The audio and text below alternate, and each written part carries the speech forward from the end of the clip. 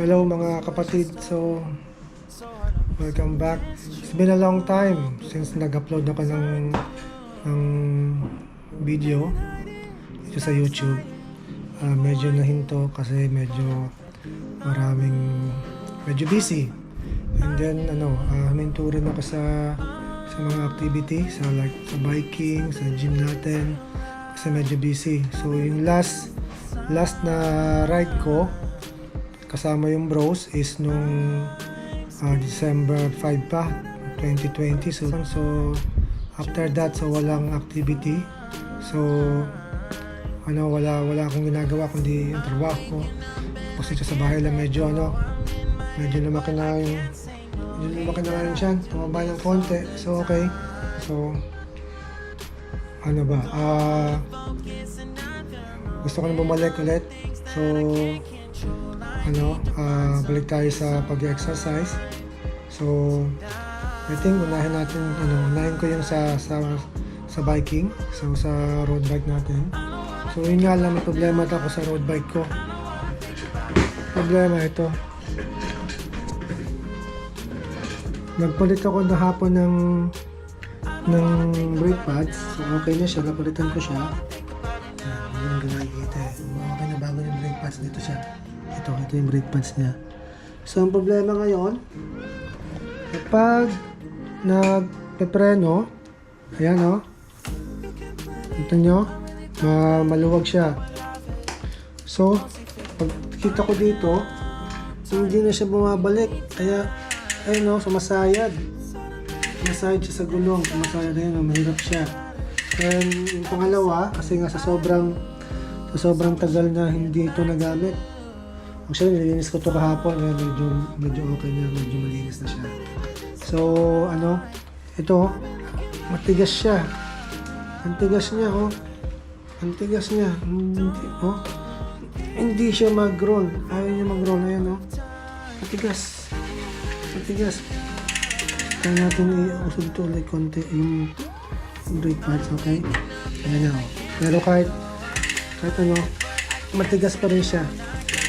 So siguro, feeling ko may nag-stuck banda rito sa may hub niya. So baka bearing to. Yan, so yan, malaking problema to. So yan, isa pa siguro ito, kailangan ng palitan yung kable nito papunta doon sa likod. So, medyo mahal to, pero good thing meron tayong mabait na kasama. So mamaya pupunta tayo doon. Tulungan niya tayo try natin ma-fix ito. So kung ma-fix to ngayon, so bukas simula tayo ulit ng ride. So tingnan natin kung anong kalalabasan nito mamaya.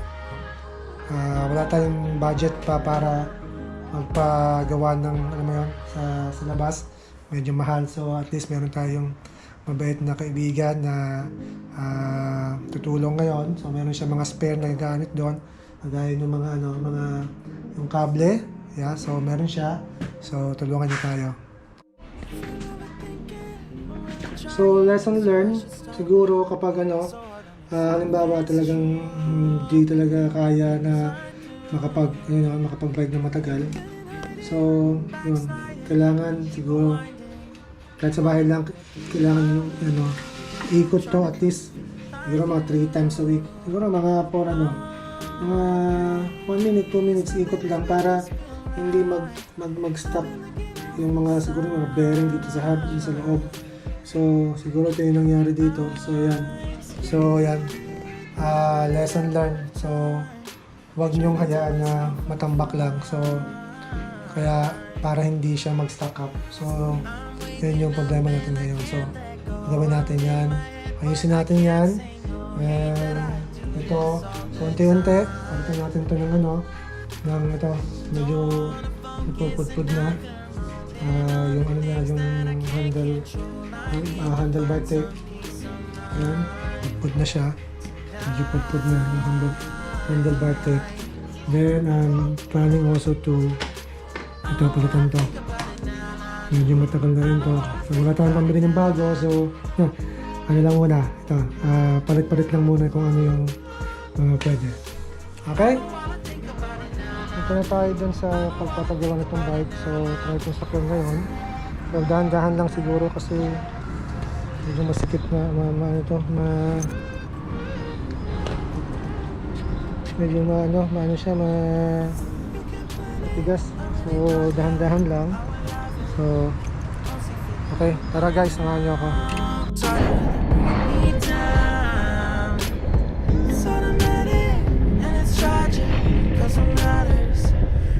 Second that I lose, I wish I could get back to always. Not that it would just feel right. I've been looking my whole life. Don't care.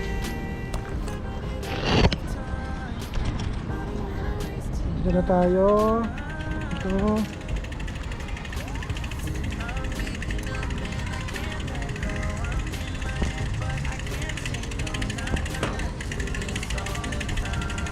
So, dito na tayo. Madami na pupunta ngayon. Makikitulong sa pag-ayos ng bike natin. Okay.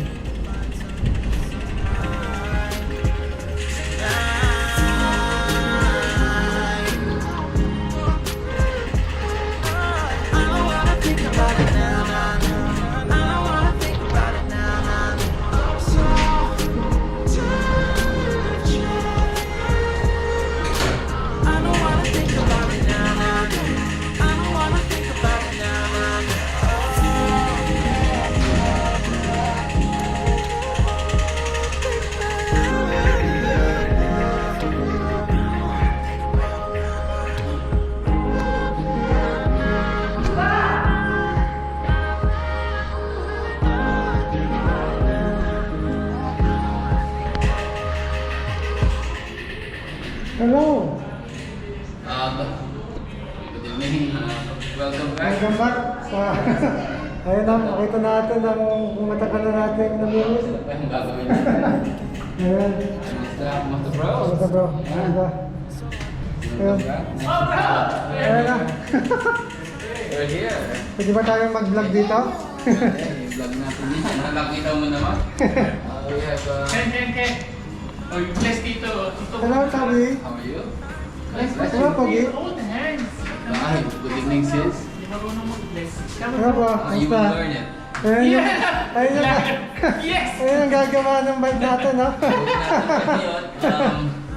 Ngayon, May ano pa, may ano pa oras pa. ay, lang kami. Nagka-nervous. Tingnan mo. Kumusta?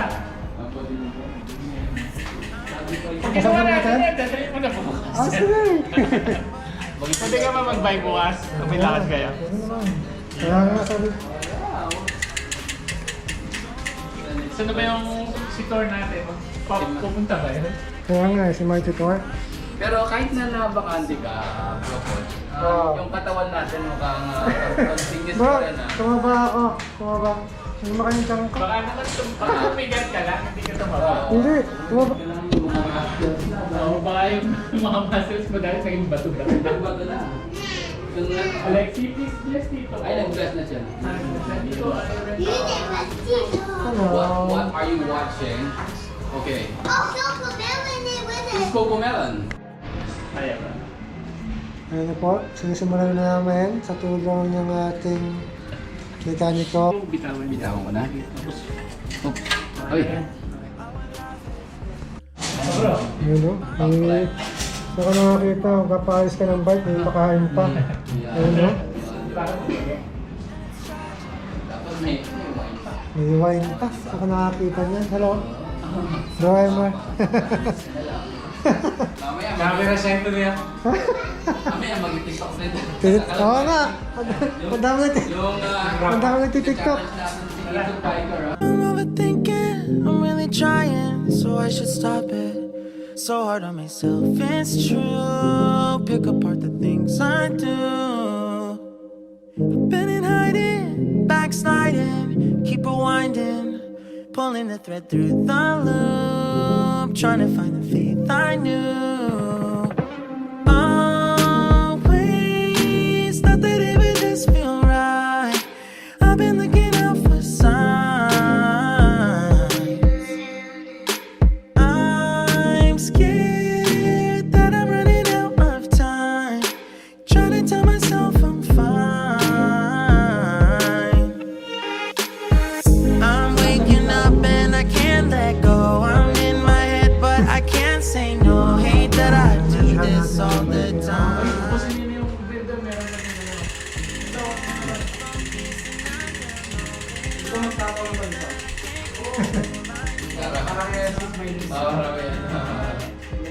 So ayan, okay na siya. Nilikot na. Yun na.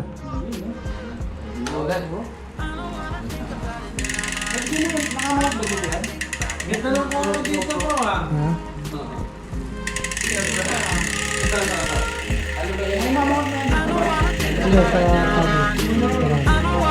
Ano sa brake?